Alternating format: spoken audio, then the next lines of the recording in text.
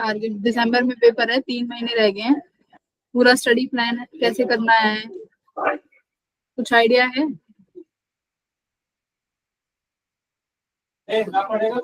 तो कैसे करना है तो देखो, अभी वो मैंने यशवीर की थोड़ी सी बात सुनी थी, एकदम सही बोला उसने कि अभी पहले 12th को पक्का करके चलो कि 12th एकदम अपना 100% श्योर कर लो कि 12th में कोई दिक्कत नहीं है। कहाँ तक, जब अभी तक तुम्हारा जो सिलेबस है जो मैं करा रही हूँ, 15 नवंबर तक 12th तुम्हारी कंप्लीट हो जाएगी। वेव ऑप्टिक ज्योमेट्रिकल जो भी चल रहा है, मैं कोशिश करूंगी कि 15 नवंबर तक मैं तुम्हारा कंप्लीट करा दूँ।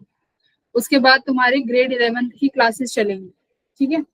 ग्रेड 11th की क्लासेस चलेंगी तो उसमें क्रैश कोर्स टाइप होगा कि फटाफट फटाफट तुम्हारा कंप्लीट जो सिलेबस है क्लास 12th का वो कराया जाएगा, सॉरी 11th का, ठीक है। तो इस तरीके से पढ़ाई होगी। तो नवंबर के बाद मतलब पूरा नवंबर दिसंबर पूरे 1.5 महीने हो गए। जनवरी के भी स्टार्टिंग है, 5 दिन लगा लो, 10 दिन लगा लो, और उसमें भी पूरा अपना ग्रेड 11th उठाएंगे, ठीक है।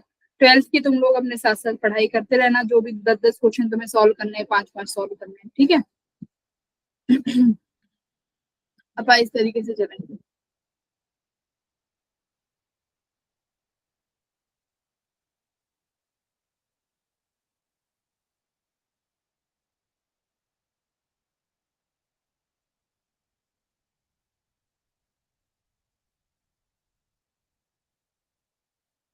अभी देखो बच्चे आए, एक सेकंड मैसेज करते हैं ग्रुप पे।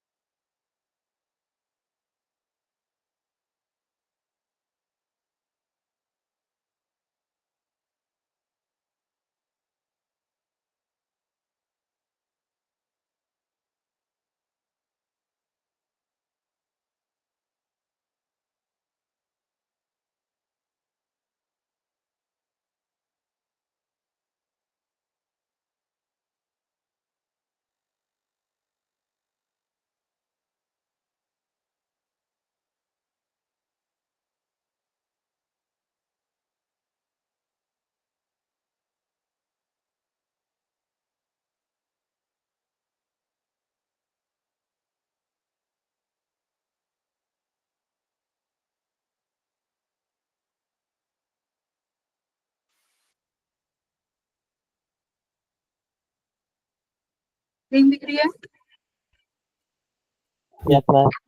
Yes ma'am. तो आज के क्या टॉपिक है? सबसे पहले रोटेशन ऑफ मिरर। मिरर को अगर रोटेट करते हैं तो एंगल ऑफ रिफ्लेक्शन और इन पे कितना फर्क पड़ेगा, इंसिडेंट रे को अगर रोटेट करते हैं तो कितना फर्क पड़ेगा। छोटा सा टॉपिक है, पहला टॉपिक ये, उस पर कुछ न्यूमेरिकल्स करेंगे, ठीक है। उसके बाद क्या है, image formation by 2 plane mirrors. अगर 2 प्लेन मिरर्स को यूज करें तब इमेज बनाएं तो किस मिरर से कितनी इमेज बनेगी, नंबर ऑफ इमेजेस क्या होंगी। अगर 10th में पढ़ा होगा तो याद होगा कि find the number of images. अगर 2 प्लेन मिरर इस एंगल पे रखे हैं तो वो उनके बारे में पढ़ेंगे, प्लेन मिरर्स की इमेजेस। उसके बाद तीसरा टॉपिक है velocity of image in a plane mirrors, है ना। सबसे इम्पोर्टेंट टॉपिक है यहाँ का, और इजी भी है। तो ये 3 टॉपिक हैं और इसके बाद तुम्हारा प्लेन मिरर जो है कंप्लीट हो जाएगा। तो ये 3 टॉपिक मोस्ट इम्पोर्टेंट टॉपिक्स हैं। बने रहना क्लास में, समझने की कोशिश करना। थोड़ा डिफिकल्ट लगेगा तो कोई बात नहीं, दोबारा समझना, है ना।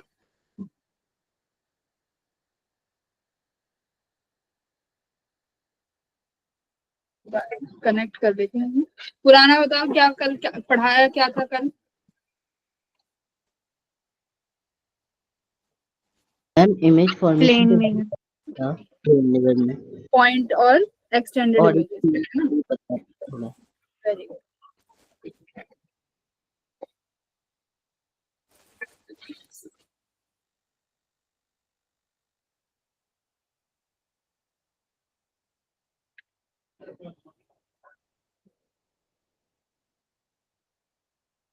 Rotation of mirror. देखो अभी सिंपल फर्स्ट केस देखो,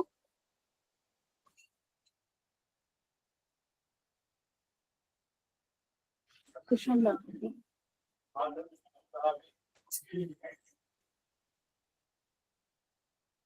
ठीक, मैंने क्या किया,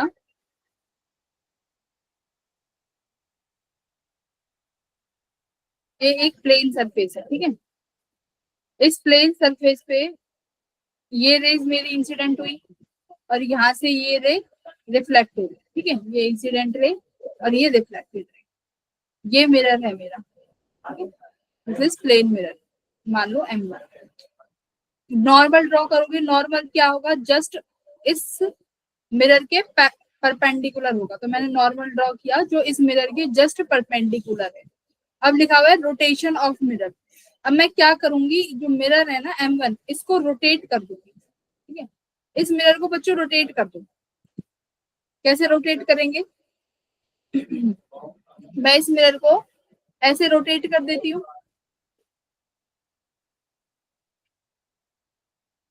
ये मिरर रोटेट हो गया, ठीक है, बाय एंगल थीटा। अब मेरा जो मिरर है ये यहाँ आ गया, मान लो यही मिरर है M1 डैश। कैसे, मैंने इसको कितने डिग्री से रोटेट किया दिया बच्चों, थीटा से। थीटा से रोटेट करा है, किस सेंस में, क्लॉक और एंटी क्लॉक, एंटी क्लॉक। है ना, anti clock direction, anti clock नहीं क्लॉक वाइज। Clock Clock. कैसे चलती है, यस मैम क्लॉक में। क्लॉक वाइज डायरेक्शन, ठीक है। तो क्लॉक वाइज डायरेक्शन में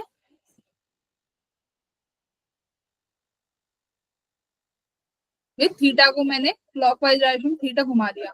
अब सवाल है कि जो रिफ्लेक्टेड रे है बच्चों वो कितना घूम जाएगी, बताओ जरा, रिफ्लेक्टेड रे कितना घूमेगी। मैं अगर देखो यहाँ पे बनाती हूँ इस डायग्राम को, मिरर M1 डैश बनाऊंगी, ये मेरा M1 डैश मिरर है, ठीक है। ये अब जरा नॉर्मल देखो, क्या इस मिरर के हिसाब से नॉर्मल चेंज होगा, Yes, ma'am.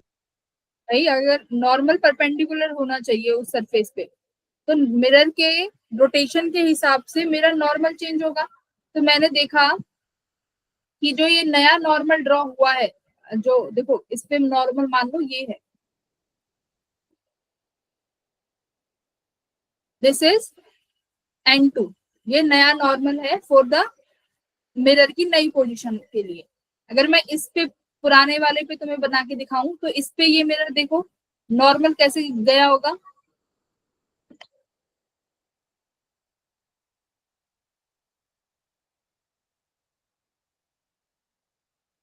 नॉर्मल शिफ्ट हो गया होगा। सोचो किस डायरेक्शन में होगा, इसी डायरेक्शन में होगा क्लॉकवाइज में कि एंटी क्लॉक में चेंज होगा। ये था N1 जो M1 मिरर के लिए था।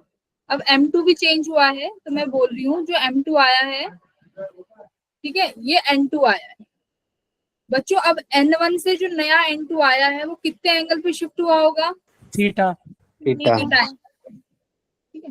तो देखो जो नया नॉर्मल बना है वो मिरर के साथ, भाई मिरर थीटा शिफ्ट हुआ तो नॉर्मल भी शिफ्ट हो गया उतने ही एंगल से। सवाल था कि रिफ्लेक्टेड रे कितना चेंज होगी या एंगल ऑफ डेविएशन कितना आएगा, ठीक है, डेविएशन फाइंड करना था। मान लो जो इनिशियल वाली रेज है ये पुराने वाले नॉर्मल के साथ कितना एंगल बना रही है, ये एंगल आई, अच्छा आई से मत लो, फाई से ले लो, फाई, और ये एंगल भी कितना हो जाएगा बच्चों, फाई, ठीक है। Five. फाई कौन से एंगल है, ध्यान से देखो जरा, फाई कौन सा एंगल है, अगर मैं यहाँ बोलूँ तो फाई है एंगल आई और एंगल आर, किसके साथ, विद Normal के साथ. 1, कौन से नॉर्मल के साथ, विद नॉर्मल 1, ठीक है। अब देखो अगर अब मैं क्या कह रही हूँ, मैं अब इस कंडीशन में सेकंड वाले केस में जो आई की डायरेक्शन है ना, आई इसको चेंज नहीं करती, जिस डायरेक्शन में आई आ रहा है उसी डायरेक्शन से आई आएगा, आई में कोई चेंज नहीं होगा। तो आई मेरा ऐसे आ रहा था, ठीक है, आई ऐसे आ रहा है। अब मुझे बताओ बट ये आई अब नए N2 के साथ कितना एंगल बनाएगा, नए वाले N2 के साथ, 5 + थीटा। वेरी गुड, बच्चों और सभी बोलेंगे जो फर्स्ट टाइम पढ़ रहे हैं। कितना एंगल बनाएगा देखो, ये फाइव हो गया और ये एन टू के साथ कितना एंगल बनाया, five plus theta. Yes, ma'am. सभी को समझ आया? पहले सुनो अब ध्यान से एक बार और। पहले नॉर्मल N1 था जिसके साथ मेरी आई जो थी फाइव एंगल बना रही थी। अब M1 डैश के अकॉर्डिंग मेरा नॉर्मल N2 हो गया, तो अब आई N2 के साथ कितना एंगल बनाएगी, क्योंकि N1 और N2 के बीच में जो एंगल है वो है थीटा, तो आई का नया एंगल कितना हो जाएगा, फाइव प्लस थीटा। तो obviously this angle will be equals to five plus theta बच्चों। अच्छा, अब एंगल आई के बराबर एंगल आर होगा कितना, फाइव प्लस Theta. थीटा। ठीक है, तो ये अभी नए मिरर के अकॉर्डिंग बनाए हैं। एंगल आई आया five plus theta, angle R आया फाइव प्लस थीटा। पुराना वाला कितना था एंगल, टोटल निकाले तो five plus five which is equals to two five, है ना। Angle I plus angle R किसके बराबर आ गया था, टू फाइव के बराबर, है ना। अच्छा, अब यहाँ पर ये कितना है इस वाले में, angle I plus angle R, two five plus two theta. देखो जरा, Yes, ma'am. Five plus theta plus five plus theta, तो ये कितना आया, two five plus two theta. अब बच्चों यही क्या है मेरा, अगर अब मैं डेल निकालू चेंज, तो मेरा यही डेल कितना आएगा, देखो मैं माइनस करती हूँ पुराने वाला, two five plus two theta minus जो पुराने वाला एंगल था कितना है, देखो टू फाइव, तो टू फाइव इनमें से दो माइनस कर दो तो तुम्हारा डेविएशन कितना निकल के आया, टू 2 थीटा। theta. अब ये डेविएशन है क्या, किस चीज का डेविएशन है बच्चों, this is deviation for angle R. पहले तो रिफ्लेक्टेड रे ये थी फाइव पे, अब हो गई फाइव प्लस थीटा इस नॉर्मल के हिसाब से, क्योंकि आई को तो फिक्स रखा, आई तो फिक्स रखा, आई में चेंज नहीं हुआ, बट एंगल आर में चेंज होगा। तो आर कितने से चेंज हो गई बच्चों, टू थीटा से। कितने से चेंज हो गई, मैं यहाँ बनाती हूँ, this is the R two, नई आर मान लो, this is the new R two, ठीक है। तो अब ये जो एंगल होगा इस वाले आर टू का नए वाले नॉर्मल के साथ,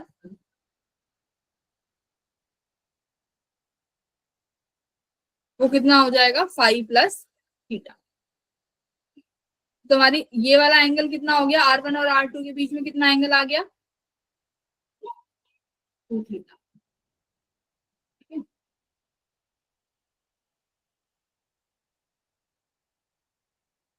बोलो, जो नई आर है, न्यू आर है, उसमें कितना एंगल बनाया नॉर्मल टू के साथ, फाइव प्लस थीटा। जो पुरानी आर थी वो N1 के साथ कितना एंगल बना रही थी, ओनली 5. Five, only five. तो अब मैंने R1 और R2 के बीच में कितना एंगल बना वो निकाला, तो R1 और R2 के बीच में बनने वाला एंगल है टू थीटा, उसे ही बोला गया है डेविएशन। तो इसका मतलब अगर मिरर को जिस डायरेक्शन में घुमाओगे थीटा से, तुम्हारी रिफ्लेक्शन वाली जो रे है वो भी उसी सेंस में ट्वाइस घूम जाएगी, मिरर की दुगना घूम जाएगी, ठीक है। तो क्या लिख सकते हो यहाँ से, डेविएशन, या फिर लिख सकते हो ओमेगा, यहाँ पे लिख दो, रिजल्ट लिखती हूँ, omega R equals to twice of omega M.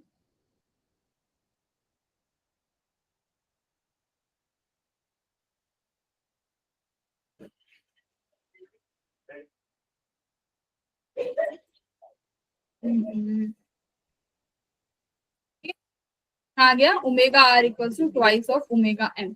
R क्या है, किसका ओमेगा है, रिफ्लेक्टेड रे का, एम क्या है, मिरर का ओमेगा। तो अगर मिरर थीटा से घूमा तो आर कितने से घूम जाएगी, टू थीटा से। और किस सेंस में घूमेगी, सेम सेंस में। देखो R1 था ये और ये R2, तो कितने से घूम गई, इसी सेंस में, टू थीटा से। और ये मिरर इस सेंस में कितने से घुमा था, थीटा से। एक बार अभी देख लो, कहीं पे कंफ्यूजन है तो पूछो।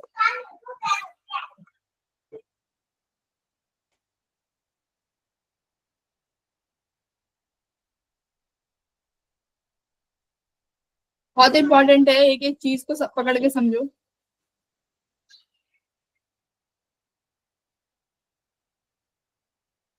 बच्चों मैम एक बार रिपीट कर देना। रिपीट करूं? पहले ये बताओ कहाँ किस पॉइंट पे नहीं समझ आया, फिर मैं रिपीट करती हूँ।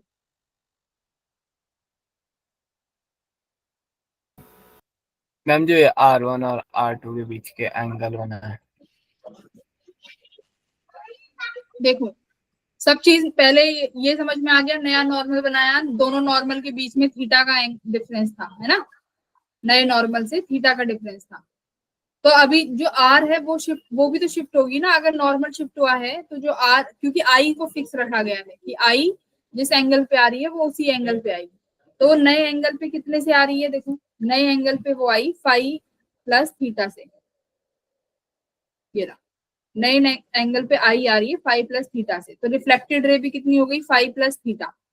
तो इसका मतलब है जो ये पुरानी वाली R1 है, अब ये वाली R1 तो नहीं रही रिफ्लेक्टेड रे, अब जो रे रिफ्लेक्ट होगी मिरर को घुमाने के बाद वो किसी और एंगल से जाएगी, अब वो पुराने वाले फाइव एंगल से नहीं जाएगी, तो वो किस एंगल से जा रही है, फाइव प्लस थीटा से जा रही है। ठीक है, कहाँ से, नॉर्मल सेकंड से। अच्छा नॉर्मल वन से बताना बच्चों एक बार, नॉर्मल वन से कितनी जा रही है, R2 नॉर्मल वन से,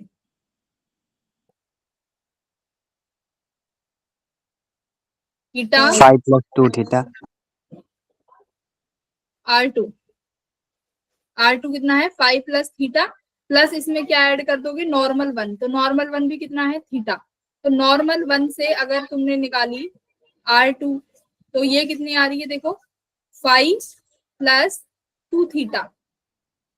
अब वही तो मैंने पूछा है कि R1 और R2 के बीच में कितना डिफरेंस है, माइनस फाइव कर दो, क्योंकि नॉर्मल वन से R1 का बीच का एंगल कितना है, फाइव का।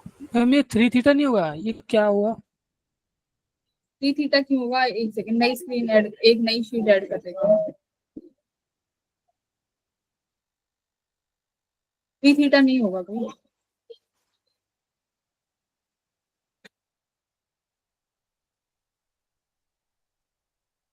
ये देखो पहले इधर पॉइंट लेती हूँ, देखो N2 से R2 का डिस्टेंस कितना आया है, फाइव प्लस, 2 थीटा। अरे N2 से R का डिस्टेंस R1 का फाइव R2 प्लस, का? क्या कह रहे हो, जो नया आया है तुम्हारा, नई आर आई है, नई आर कितनी बन रही है N2 से, 5 plus theta. 5 plus theta. इधर दोबारा देखो, यहाँ पे बताते जाना,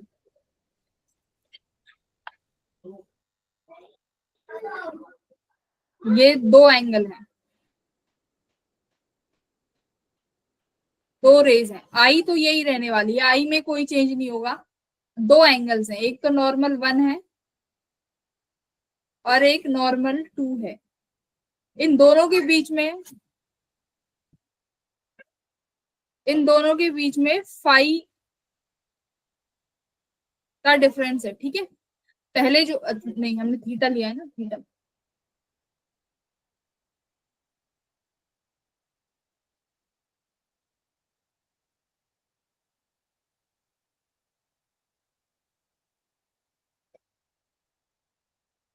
ये थीटा है, अब ये नॉर्मल ये एन, इस आई फिक्स्ड रहेगी, अब इसके लिए नए नॉर्मल के लिए जो तुम्हारी रिफ्लेक्टेड रे है ये भी शिफ्ट हो जाएगी, ये तो ये जो रिफ्लेक्टेड रे शिफ्ट हुई है इसको मानो ये नई वाली, ये पुरानी वाली है और ये नई वाली है R2, N2 से R2 का एंगल कितना बनेगा,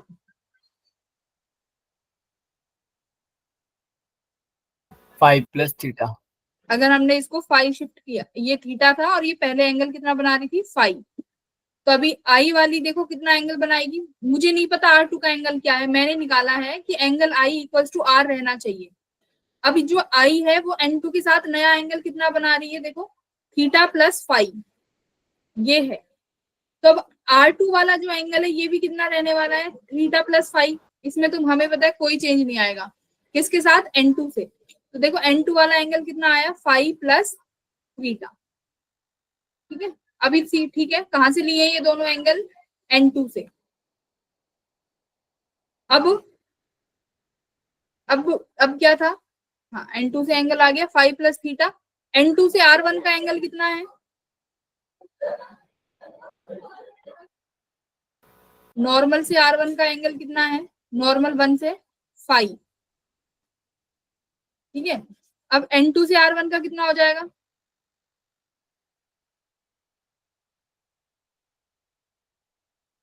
5 minus theta. 5 minus theta. 5 minus theta. तो तुम्हें बस वही करना है, एक बार R2 का या तो नॉर्मल 2 से R2 का एंगल निकाल लो और एक बार नॉर्मल 2 से R1 का एंगल निकाल लो और फिर दोनों को एक बार माइनस करो। नॉर्मल 2 से ये कितना आया? 5 प्लस थीटा। नॉर्मल 2 से R1 का एंगल कितना आया?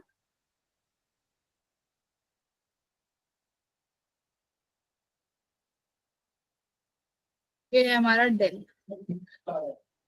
R2 से ये वाला एंगल हमारा 5 प्लस थीटा है। ठीक है,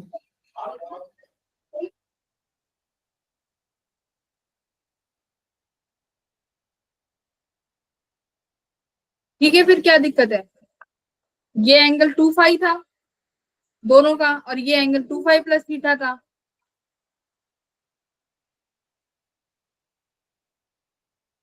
फाइव प्लस थीटा R2 का एंगल और N2 से R1 का एंगल हो गया 5 माइनस थीटा। ठीक है,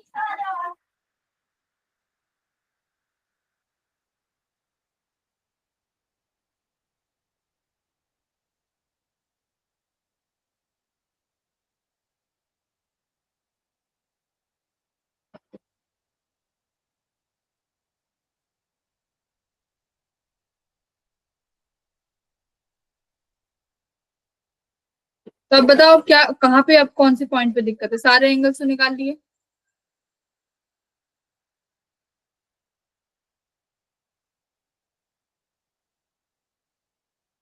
N2 से R2 का एंगल निकाल लिया। N1 से R का एंगल कितना है? 5 है।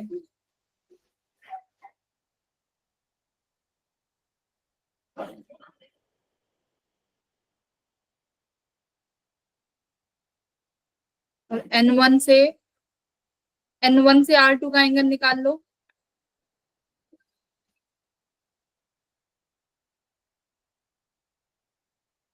कितना है N1 से R2? 5। ये रहा 5 plus 5 plus theta plus theta, तो ये कितना आ गया? 5 प्लस 2 थीटा। देखो एक बार N1 से R2 का एंगल 5 प्लस 2 थीटा और N1 से R1 का एंगल कितना है? 5। तो इन दोनों में डिफरेंस आया है R1 और R2 में कितना? 5। माइनस कर दो इनको, 5 प्लस 2 थीटा माइनस 5, तो ये एंगल कितना निकल के आ गया? 2 थीटा। N1 से लो क्योंकि इनिशियली N1 से ले रहे हैं, तो देखो N1 से लो।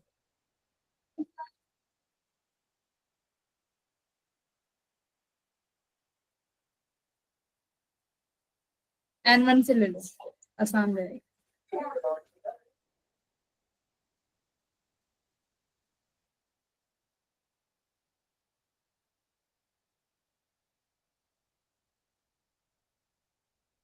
ठीक है, N1 से एंगल कितना है? R1 का 5। N1 से एंगल कितना है R2 का? बताओ। 5 प्लस 2 थीटा। अब इन दोनों एंगल्स में किसको दिक्कत है ये बताओ?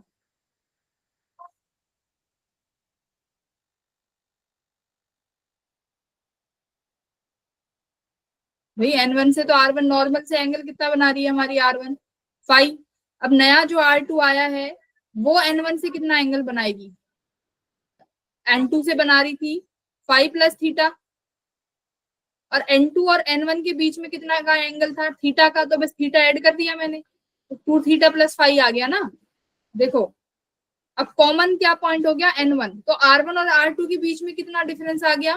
2 थीटा का। वही निकालना है कि R1 और R2 के बीच में कितना डिफरेंस है? 2 थीटा। इसी को क्या बोला गया है? डेविएशन। कहाँ चले गए सारे?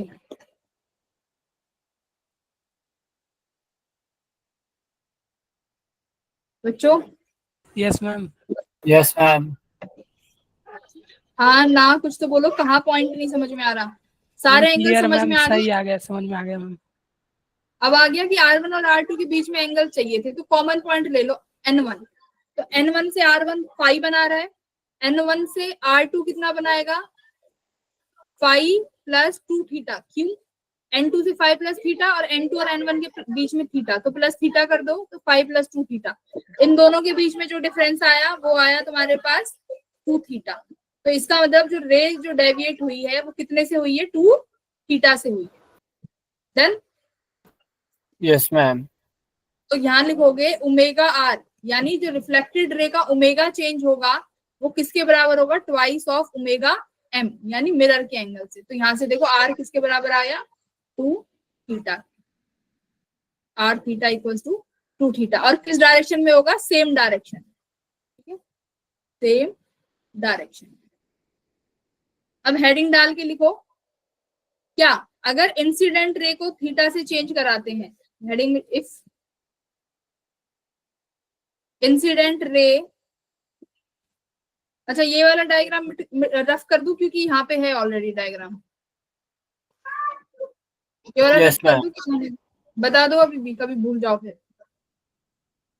रहने देते हैं। तो अब हेडिंग लिखो कि if incident ray is shifted bye angle, suppose करो थीटा से। अब मिरर को कोई चेंज नहीं करा गया, मिरर उसी पोजीशन पे है। अब इंसिडेंट रे को घुमाया है थीटा एंगल से, तो अब रिफ्लेक्टेड रे कितनी घूम जाएगी? मान लो थीटा को क्लॉकवाइज घुमाया है, ठीक है, तो अभी रिफ्लेक्टेड रे कितना शिफ्ट होएगी? ये सवाल है, कितना शिफ्ट होएगी? करो अपनी कॉपी में, मैम कितने से थीटा। शिफ्ट होएगी? थीटा से शिफ्ट होएगी, हाँ, क्योंकि एंगल आई और एंगल आर तो सेम ही रहने वाला है। थीटा से शिफ्ट होएगी, पर किस डायरेक्शन में होएगी? अपोजिट। अपोजिट डायरेक्शन में। तो ये क्या हो जाएगा? Anti clockwise. ठीक है, तो अगर मिरर में कोई चेंज नहीं करते हैं, सिर्फ इंसिडेंट रे को घुमाते हैं एंगल थीटा से किसी भी डायरेक्शन में, तो रिफ्लेक्टेड रे उसी एंगल से घूमेगी पर उल्टी डायरेक्शन में। ठीक है, बट मिरर को घुमाने पे रिफ्लेक्टेड रे उसी डायरेक्शन में घूमेगी पर दुगनी घूमेगी। अब एक सवाल करो, ये वाला,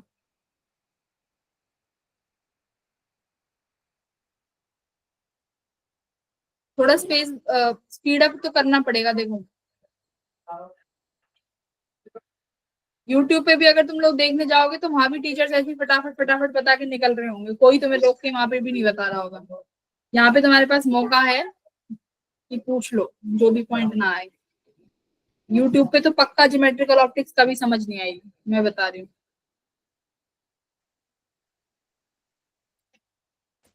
ये सवाल मैं कराती हूँ, सुनो क्या कह रहा है। अगर मिरर और इंसिडेंट रे दोनों को 10 डिग्री से घुमाया गया है क्लॉकवाइज डायरेक्शन में, मिरर को भी घुमाया और इंसिडेंट रे को भी घुमाया, कितना? 10 डिग्री क्लॉकवाइज, ये भी 10 डिग्री क्लॉकवाइज। तो रिफ्लेक्टेड रे पे क्या चेंज आएगा? लिखो, मिरर के घूमने से रिफ्लेक्टेड रे कितने डिग्री से घूम जाएगी? Twice, twice. यानी 20 डिग्री। और किस डायरेक्शन में घूमेगी? सेम डायरेक्शन में, है ना, तो क्या लिखोगे? क्लॉकवाइज। Yes ma'am. क्लॉकवाइज से घूमेगी।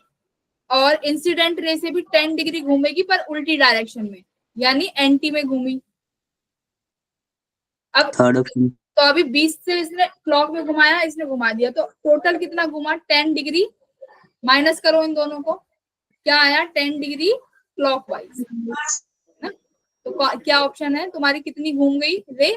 10 डिग्री से घूम गई बट क्लॉकवाइज डायरेक्शन। तो यहाँ पे लिख सकते हो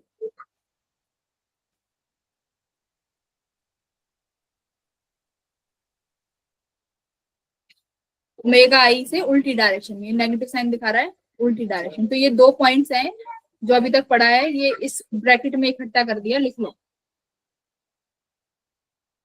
अगला तुम करोगे, चलो करो।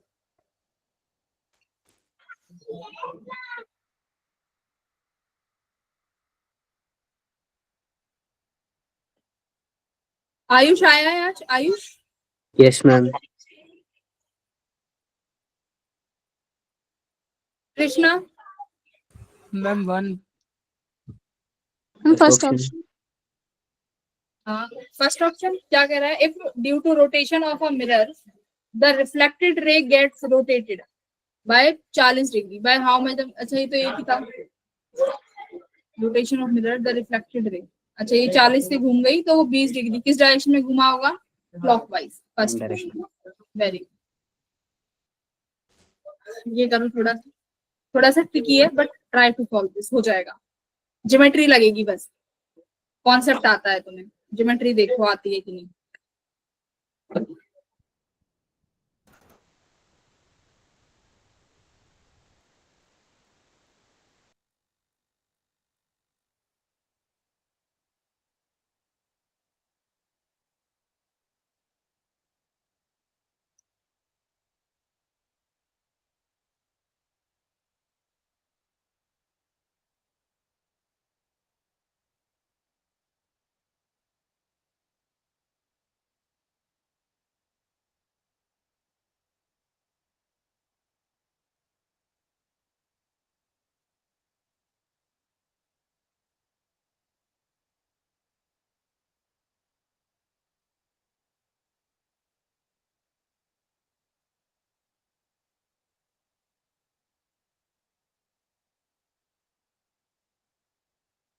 पर कहाँ जा रहे हो भाई?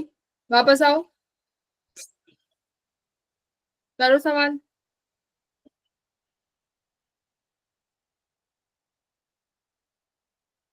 Ma'am 5 degree.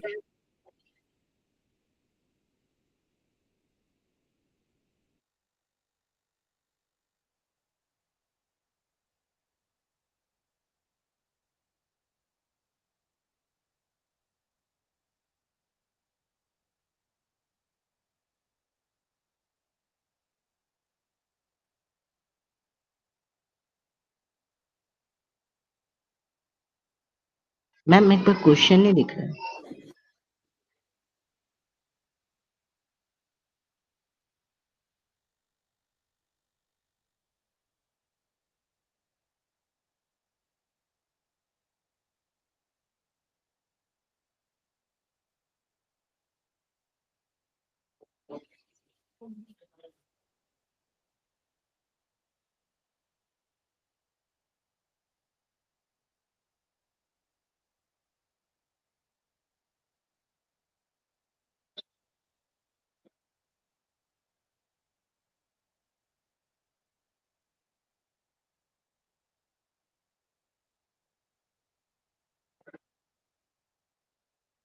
क्या?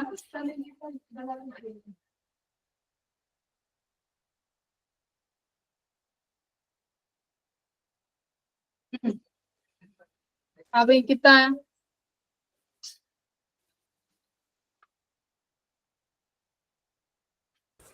Ma'am 5 degree.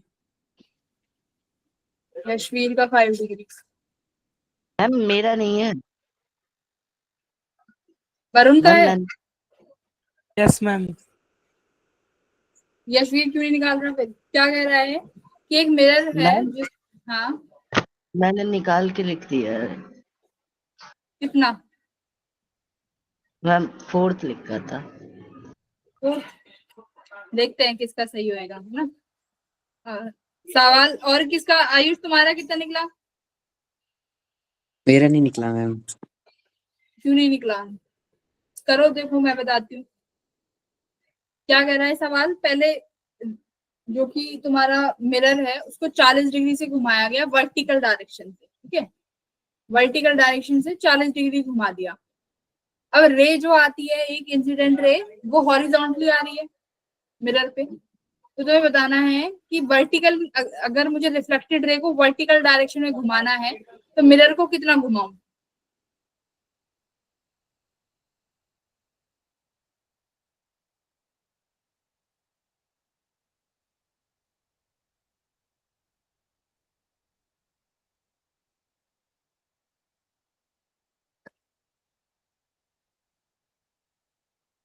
अगर पहले मिरर तुम्हारा चुपचाप ऐसे रखा हुआ था, ठीक है, ये मिरर है और ये वर्टिकल डायरेक्शन है, क्वेश्चन के बिना बनेगा नहीं।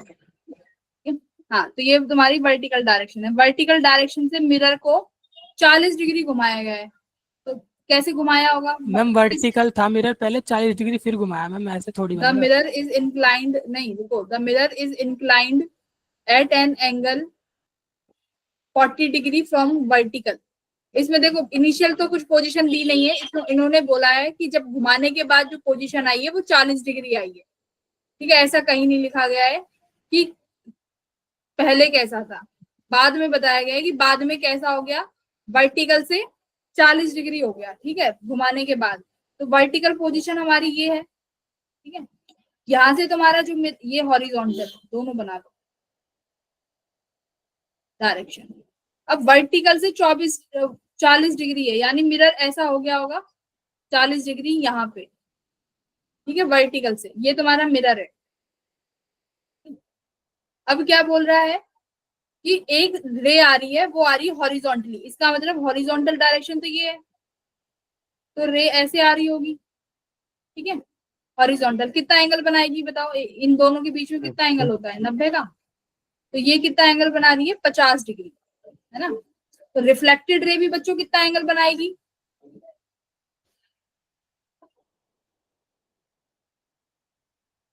कितना एंगल बनाएगी? 50। अच्छा, नॉर्मल के साथ बनेगा ना, ये तो अभी मिरर के साथ है, ये तो मिरर के साथ 50 डिग्री एंगल बना रही है ना। अब नॉर्मल ड्रॉ करो, मैं नॉर्मल बना रही हूँ यहाँ पे, परपेंडिकुलर बनेगा। तो ये परपेंडिकुलर ड्रॉ किया मैंने मिरर पे, इस तरीके, दूसरा कलर। अब बताओ, ये जो इंसिडेंट रे है, ये इस मिरर के साथ कितना एंगल बना रही होगी? 40 डिग्री। है कितना 40 डिग्री? डिग्री। ठीक 40 है, डिग्री 40 डिग्री नॉर्मल के साथ। अब एंगल आई और एंगल आर कितना हो जाएगा? 40। तो मान लो ये मेरा रिफ्लेक्टेड रे है, रिफ्लेक्टेड रे भी नॉर्मल के साथ कितना डिग्री एंगल बना रही होगी? 40 डिग्री। तो वर्टिकल, ये अब देखो, ये फिर से ये वाला एंगल जो पूरा एंगल है, ये वाला, ये 90 डिग्री का होगा, है ना। मेरे मैम पास तो अभी 40 और 40 है, मुझे रिफ्लेक्टेड रे को यहाँ से निकालना है। तो कितना और घुमानी है मुझे? ये 10 डिग्री और घुमानी है। तो 10 डिग्री किस डायरेक्शन में घुमानी है? क्लॉकवाइज। और तो मिरर कितना घुमाना पड़ेगा? 5 उसका डिग्री। आधा, उसका आधा। रिफ्लेक्टेड रे 10 डिग्री घुमानी है, तो मिरर उसका आधा, यानी 5। Very good, correct option is 5।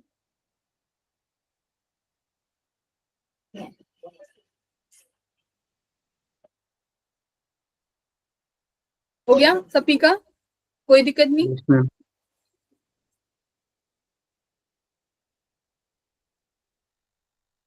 अब देखो सब, अब क्या है, production of images formed by 2 plane mirrors. अगर 2 प्लेन मिरर्स हैं, उनके बीच में इमेज फॉर्मेशन कैसे होगी? मान लो मैंने 2 प्लेन मिरर्स ले लिए, उनको ऐसे पैरेलली रख दिया यहाँ पे, और यहाँ इनके बीचों बीच कोई ऑब्जेक्ट रख दिया। अब बताओ कितने नंबर ऑफ इमेजेस बनेंगी?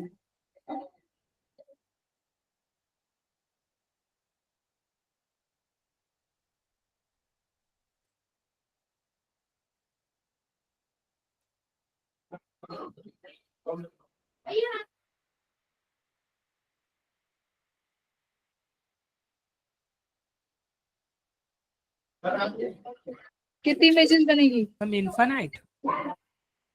देखो रे डायग्राम बना के देखो, ये ऑब्जेक्ट है, ये एक मिरर 1 और ये सेकंड मिरर 2। रेज कैसे जाएंगी? देखो मान लो मुझे एक इमेज बनाने के लिए 2 रेज चाहिए मुझे, है ना। तो क्या करते हैं, एक को तो मैं ऐसे निकाल देती हूँ, दूसरी ऐसे चली गई। ठीक है, इंसिडेंट हुई ये रे, और फिर क्या हो गई? रिफ्लेक्ट हो गई दूसरे मिरर से, रिफ्लेक्ट हो गई। ये इंसिडेंट रे, ये रिफ्लेक्टेड रे। तो रिफ्लेक्टेड रे को क्या करते हैं, बैकवर्ड में ट्रेस कर लो। ठीक है, एक रे मुझे यहाँ से मिल जाएगी। पहली इमेज कहाँ बन गई? यहाँ पे। फिर सिमिलरली यहाँ पे ऐसे होगा कि एक यहाँ से रेज निकलेंगी, फिर ये क्या होगा, इस मिरर पे टकराएगी, इंसिडेंट होगी, फिर यहाँ से फिर रिफ्लेक्ट हो जाएगी और दूसरे मिरर पे टकरा जाएगी। तो इस रिफ्लेक्टेड रे को तुम यहाँ पे मिला लो, तो ये इस मिरर की क्या होगी, पहली इमेज यहाँ पे बनेगी, है ना। तो ऐसे करते करते ये प्रोसेस कब तक चालू रहेगी। अब ये वाली जो रेज यहाँ टकराई है, ये रेज ये क्या होंगी बच्चों, फिर से प्लेन मिरर है और भी होगा, फिर से टकराएंगी, राइट, फिर से जाएंगी ना, यहाँ से रिफ्लेक्ट होंगी, भाई यहाँ पे Yes, स्ट्राइक ma'am. कर रही है, फिर से रिफ्लेक्ट होंगी, तो मान लो यहाँ पे रिफ्लेक्ट हो गई, ठीक है। अब इसको क्या कर दूंगी मैं, फिर से बैकवर्ड में ट्रेस कर लूंगी, तो ये मुझे फिर से I2 इमेज मिल गई। सिमिलरली ये वाली रे इस और कौन सी रे है मेरी, ये वाली रे जाके पड़ जाएगी यहाँ पे, इसको फिर से बैक रे में ट्रेस कर लो। तो इस तरीके से क्या रहेगा, ये प्रोसेस कैरी ऑन रहेगी, कब तक, या इसका मतलब मल्टीपल रिफ्लेक्शंस यहाँ पर मुझे रिसीव होंगी, कब, जब दो मिरर्स को कैसे रखा जाए बच्चों, पैरेलली रखा जाए। पैरेलल अगर इमेजेस होंगी, मिरर्स होंगे, तो हमें मल्टीपल रिफ्लेक्शंस देखने को मिलेंगे, यानी इनफाइनाइट ऑफ इमेजेस देखने को मिलेंगी, पर इंटेंसिटी कैसी होती जाएगी, कम होती जाएगी, है ना, धीरे धीरे इंटेंसिटी विल बी लेसर। इसमें ऐसा डायग्राम मिलेगा। अब देखो ये तीनों मिरर्स, ये जो मिरर्स रखे हैं, ये किस एंगल पे रखे गए हैं एक दूसरे के, इसमें 90 डिग्री पे, है ना, यहाँ पे 90 डिग्री पे ये मिरर्स रखे गए हैं इस तरीके। और जो ऑब्जेक्ट है वो कहाँ रखा गया है, जस्ट इनके बीचों बीच, मान लो यहाँ, है ना, जस्ट ये रहा ना, ये जो बाउंड्री लाइन है यहाँ इसके सामने रखा गया है, तो मैंने यहाँ इसके ये सामने रख दिया। तो पहली इमेज, एक इमेज तो ये वाला मिरर बनाएगा M1, फिर एक दूसरी इमेज M2 बनाएगा, फिर इन दोनों की जो एक कॉमन इमेज होगी ना बच्चों, उस कॉमन इमेज से फिर से एक इमेज बनेगी, ठीक है। इन दोनों की कॉमन इमेज एक ऑब्जेक्ट की तरह काम करेगी। इसकी वजह से जब एंगल इनको 90 डिग्री पे रखोगे, तो नंबर ऑफ इमेजेस जो मिलेंगी वो मिलेंगी, number of images will be equals to, number of images मिली आपको 3 इमेज, ठीक है। देखना जरा, ये वाला सवाल कर सकते हो क्या,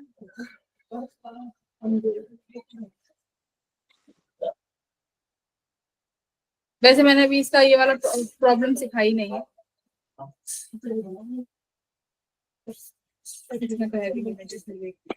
बताना पड़ेगा। देखो यहाँ कैसे क्या करते हैं, ऐसे वाले क्वेश्चंस में फॉर्मूला भी होता है, जो तुम सब पढ़ के आए हो, 360/θ, है ना, -1, ये कुछ फॉर्मूला होता है। अभी इस फॉर्मूले को नहीं सीखेंगे। एक चीज देखो, क्या करते हैं, जब भी तुम्हारे पास दो मिरर्स हों, जैसे यहाँ पे 2 मिरर्स दिए हुए हैं, ये मिरर M2, ये मिरर M1, ध्यान से देखना जरा। मान लो ऑब्जेक्ट रखा हो यहाँ पे, ऑब्जेक्ट यहाँ रखा हुआ है,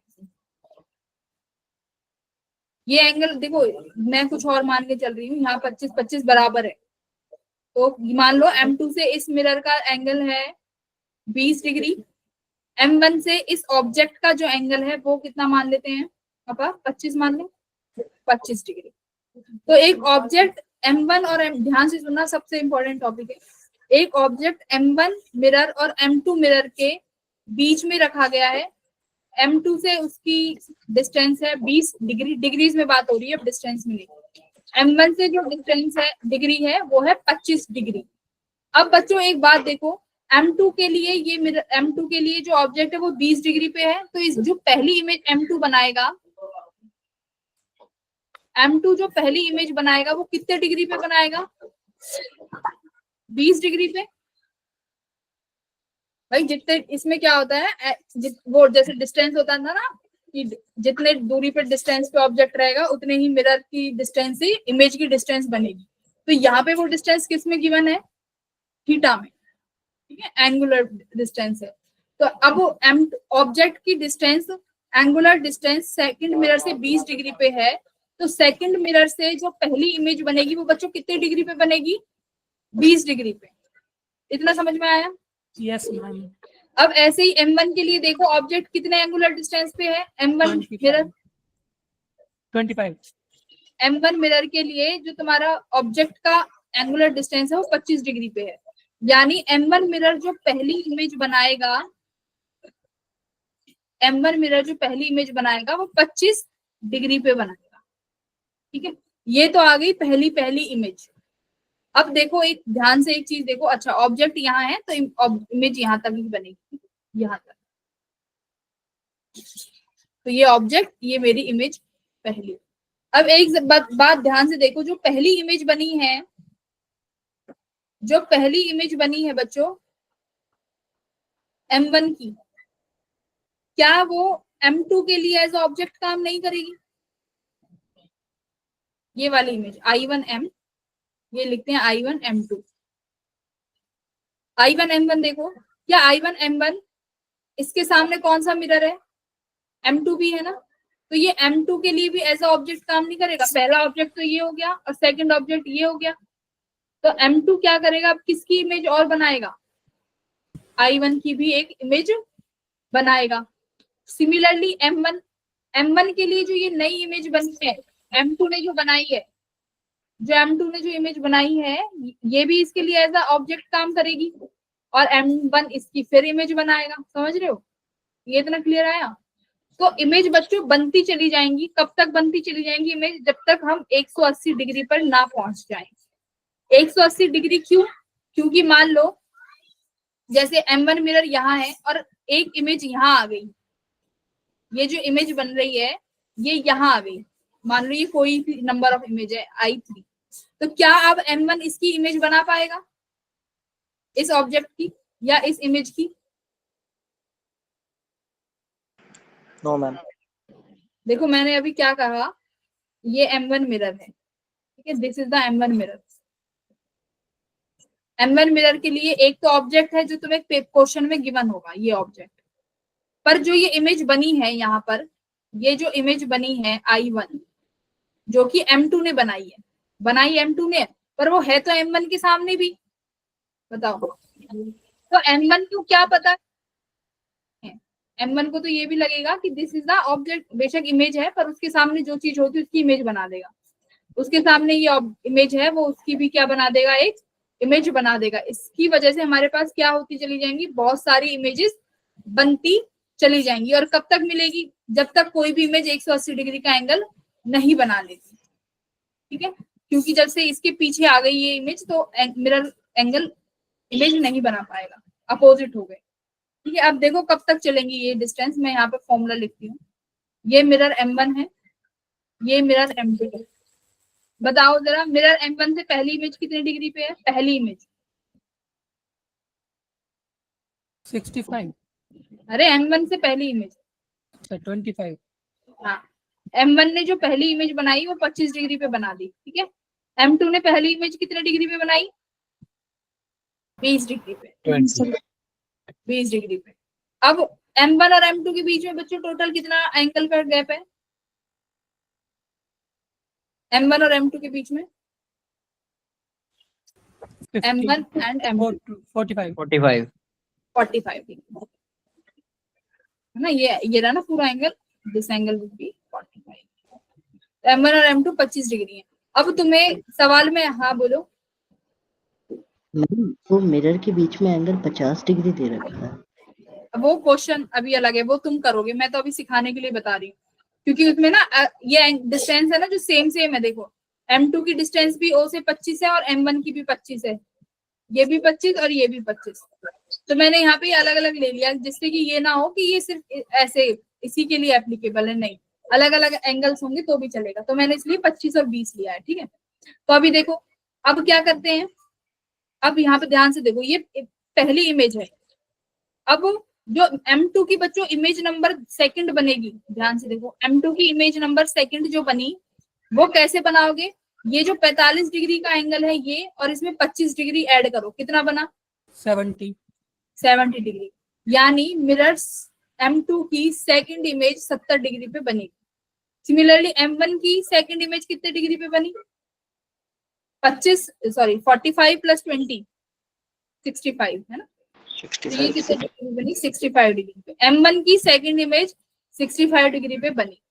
अब फिर से क्या करो, दोनों मिरर्स के बीच का एंगल 45 डिग्री लिख दिया, फिर से क्रॉस मल्टीप्लाई करते जाओ। अब मुझे बताओ 180 आने पर तुम्हें स्टॉप हो जाना है, करो।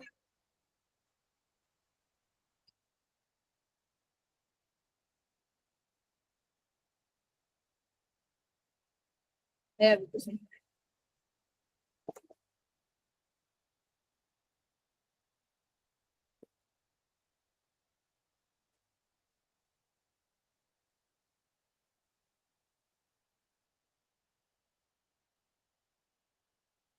क्या है, ये 65 डिग्री आया था, ये 70 डिग्री आया था, इन दोनों के बीच में जो डिस्टेंस है मिरर के बीच में वो 45 डिग्री।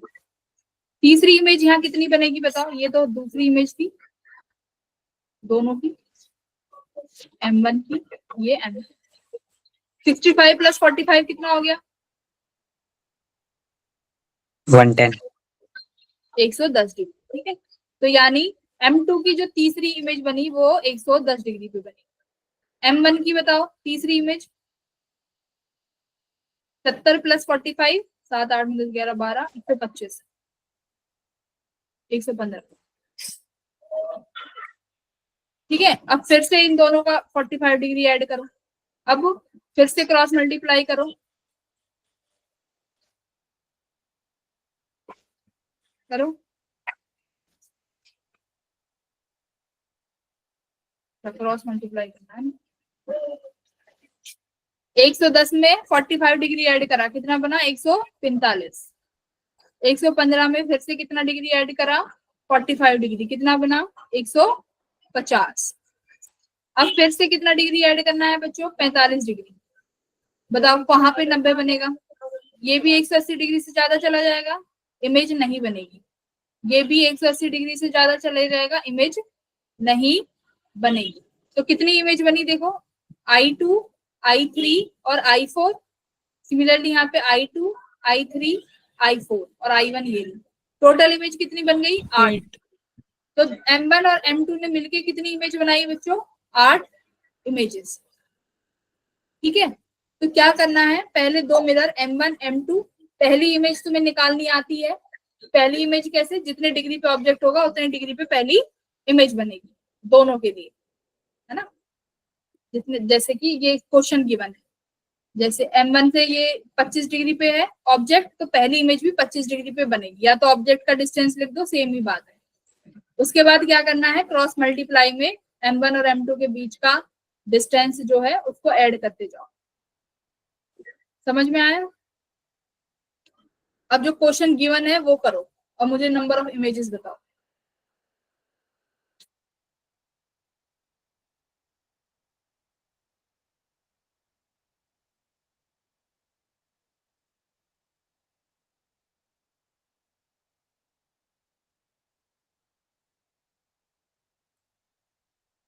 हमें इस क्वेश्चन का आंसर बताना है। क्वेश्चन गिवन है ना, इसका आंसर बताओ कि कितनी नंबर ऑफ इमेजेस बनेंगी। 8 हाँ बोलो, कहीं भी प्रॉब्लम है तो 8 पूछो। 8 अच्छा 8। M1 ने लास्ट इमेज कितने डिग्री पे बनाई है,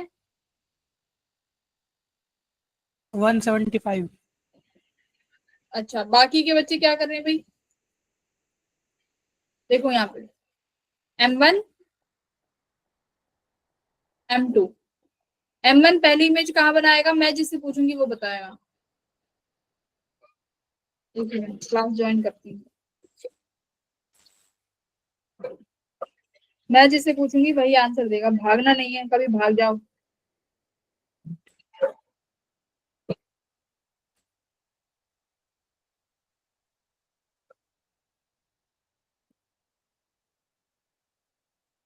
भाग गए, 24 से 28 हो गए, 18। कनक बताएगी, कनक बताओ। Ma'am 25 degree. हाँ, जो पहली इमेज बनेगी यानी जितने डिस्टेंस पे ऑब्जेक्ट होगा M1 से, तो M1 से 25 डिग्री पे है, तो जो इमेज बनेगी वो भी 25 पे बनेगी, ठीक है। अब मुझे बताएगी रश्मि, रश्मि M2 से कितनी दूरी पे बनेगी पहली इमेज,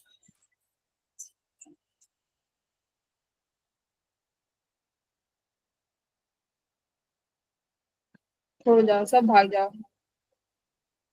लावण्या बताओ, लावण्या तुम बताओ।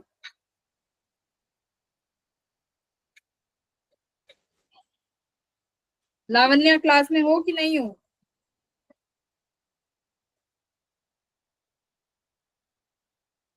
समीक्षा,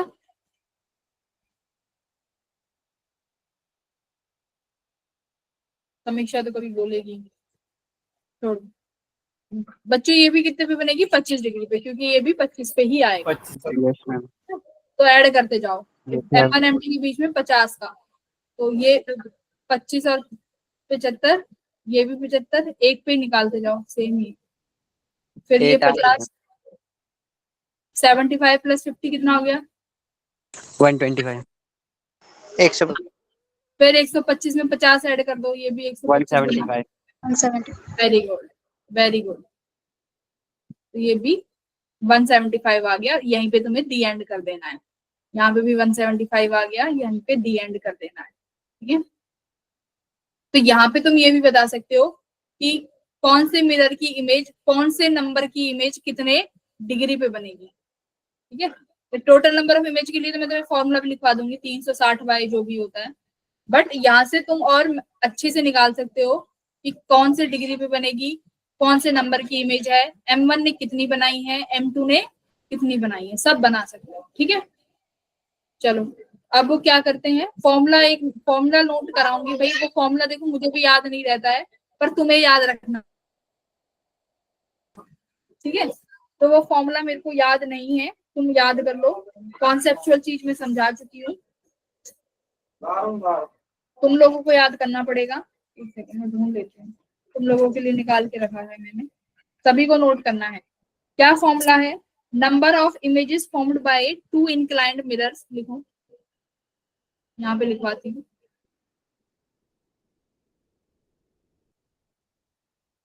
ऑफ इमेजेस शॉर्ट टाइम के लिए फटाफट निकालना है नंबर ऑफ इमेजेस, तो दोनों तरीके यूज कर सकते हो।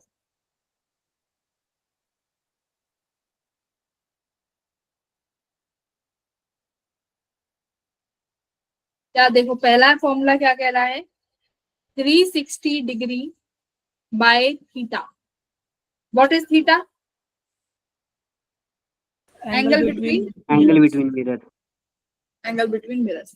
अगर बच्चों ये वैल्यू इवन नंबर आती है, ये वैल्यू इवन नंबर आती है, तो इमेजेस कितनी बनेंगी?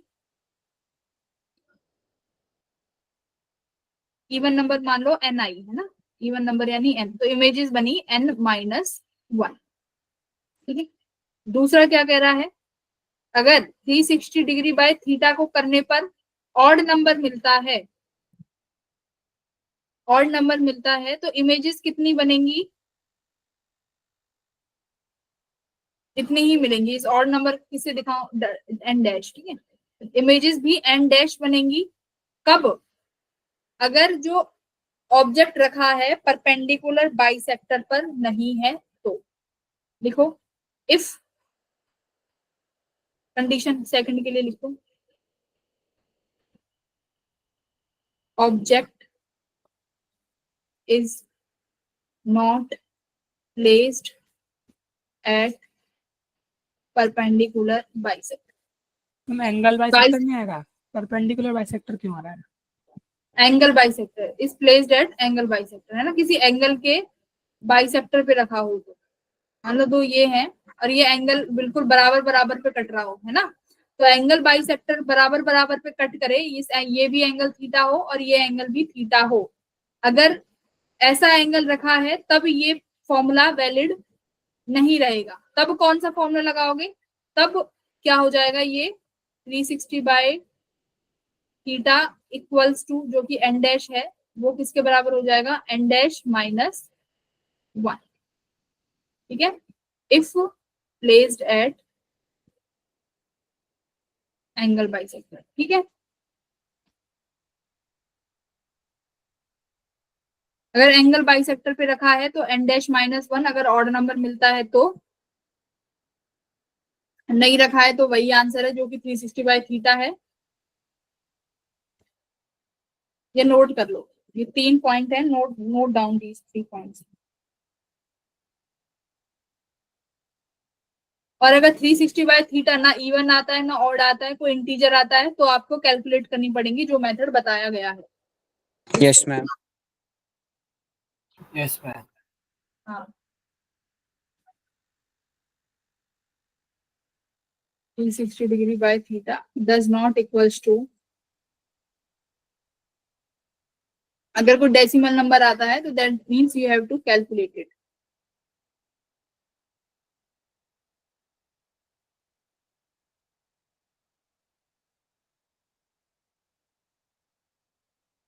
ये वाला क्वेश्चन करो जो स्क्रीन पे गिवन है।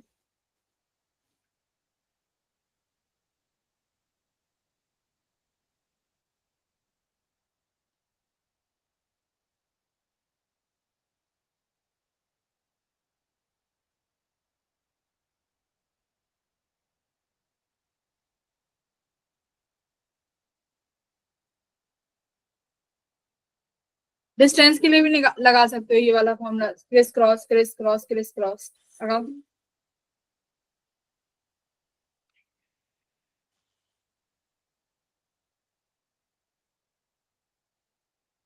इसमें ऐसे लिख लो m1 m2, m1 से जो पहली इमेज बनेगी कितने पे बनेगी, 3 सेंटीमीटर दूरी पे, तो ये 3 यस मैम।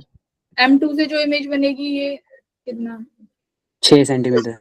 6, तो ये कितना हो गया 6। अब इन दोनों मिरर के बीच में जो डिस्टेंस है वो है 9 सेंटीमीटर, करते जाओ, ये 9 3 12, 6 9 15, फिर से ऐड कर दो कितना 9, इनके बीच में 9 डिग्री 9 का डिस्टेंस है। फिर से बनाओ,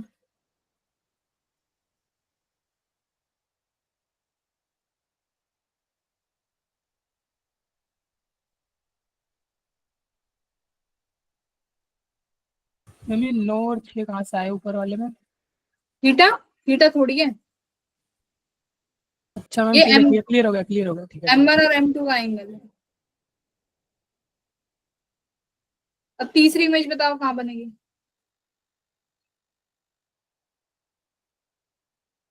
24 और 21। हाँ 24 और 21 पे, m1 पे कितनी बनेगी, ये तुम्हारा 15 प्लस ये 12, 12 प्लस 9, 12 और 9 ऐड करो 21, 21। और 15 और 9 ऐड करो 24। हाँ 24। तो m1 से पहली इमेज 3, दूसरी इमेज 15, तीसरी 21, तो ऐसे ही कितनी पूछी है 3, तो 3 बना दिया पहली दूसरी। हमेशा याद रखना क्रिस क्रॉस में ऐड करना, डायरेक्ट ऐड मत कर देना। अभी जैसे मैं ना अभी 12 में ही 9 ऐड करने वाली थी, पर नहीं, वो ध्यान रखना कि क्रिस क्रॉस में ऐड करनी है चीजें। 12 वाला है, जब 9 ऐड करोगी तो ये इसकी इमेज यहाँ आएगी, 15 की यहाँ पे, तो ये चीज ध्यान रखना। एंगल के टाइम भी मैम। एंगल के टाइम में भी तो यही किया है, यस मैम। एंगल के टाइम में भी क्रिस क्रॉस किया है, देख लो। ये इस 110 को यहाँ उठा के लाई हूँ ऐड करके, और इस 115 को यहाँ उठा के लेके गई, है ना। पर 115 में ये ऐड मत कर देना, कभी यहीं ऐड करते चले जाओ। 65 में पहली इमेज निकाल ली 45, तो दूसरी 115 आ गई, तो इसमें 45 45 करते चले जाओ, तो गलत हो जाएगा। Yes okay ma'am.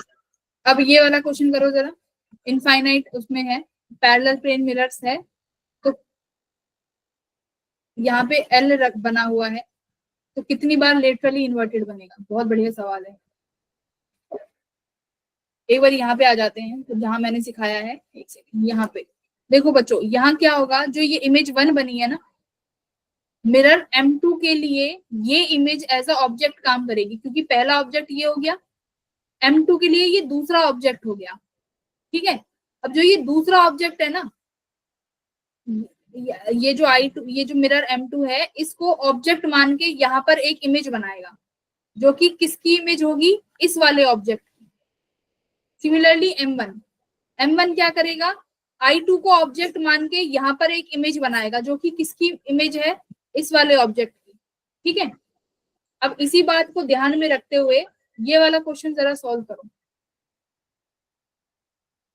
इमेज 1 बनाओ पहले दोनों मिरर की, फिर एक को ऑब्जेक्ट मान के दूसरे की इमेज बनाओ, मजा आ जाएगा एकदम। करो, लास्ट क्वेश्चन है ये आज का।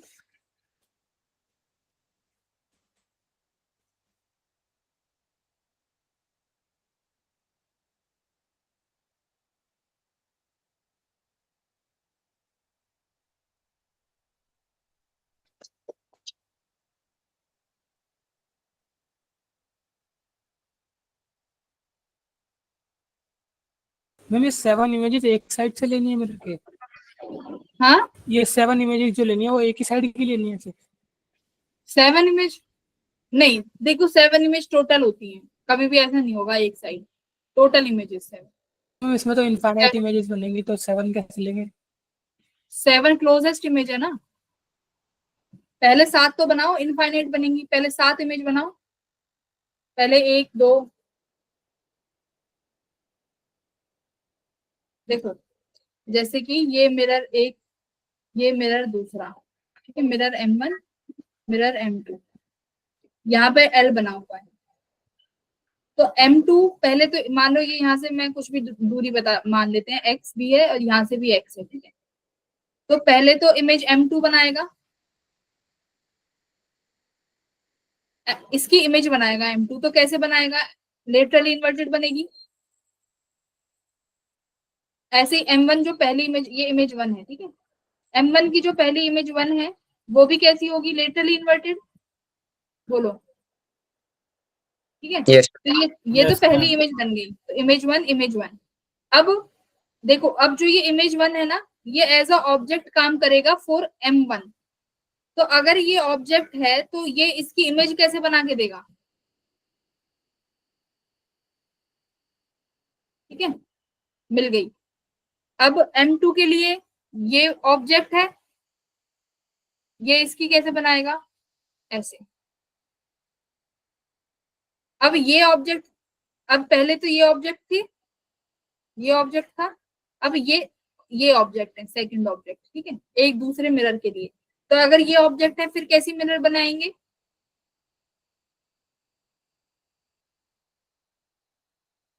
हो गए 3 3। Yes, ma'am. अच्छा, अभी तो हमें कितनी मिली है? 6, अभी 7 पूछी है, तो एक और बनाओ। तो अब ये ऑब्जेक्ट है, third is, this is the object. तो अब इसकी मिरर, इसकी इमेज कैसे बनेगी? लेटरली इन्वर्टेड कर दो दोबारा से, फिर लेटरली इन्वर्टेड कर दी मैंने, एक सेकंड, कर दी ना? हाँ, कर दी। तो अब बताओ कितनी इमेजेस बनी? 4 लेटरली इन्वर्टेड कितनी है? अरे इन्वर्टेड कितनी है? 4 एक, ये पहली है, एक, ये वाली, 2 3 और 4, ठीक है। तो लेटरली इन्वर्टेड इमेजेस हमें मिली हैं 4। तो यही इसमें कॉन्सेप्ट था कि जैसे जैसे इमेजेस बनती चली जाएंगी वो एज अ ऑब्जेक्ट काम करती चली जाएंगी एक दूसरे मिरर के लिए। Yes, ma'am. तो तुम्हें इन्वर्टेड इमेज मिलेंगी 4, ये ध्यान रखना। बाकी वेलोसिटी वाला टॉपिक रह गया है, ज्यादा बड़ा नहीं है, नेक्स्ट क्लास में इसे कवर करके स्फेरिकल मिरर्स की तरफ जाएंगे, ठीक है। तो अब तुम्हारा होमवर्क क्या रहेगा? मॉड्यूल्स के क्वेश्चन लगा लेना, क्योंकि डीपीपी तो मैं करा रही हूँ पर सारे क्वेश्चन तो फिर भी नहीं हो पा रहे। पहले डीपीपी सॉल्व करना, फिर मॉड्यूल्स की एक्सरसाइज 1 के क्वेश्चन सॉल्व करने की कोशिश करना, ठीक है। Yes, ma'am. ठीक है, तो मिलते हैं अगली क्लास में जिसमें हम स्फेरिकल मिरर्स पढ़े। Bye bye everyone.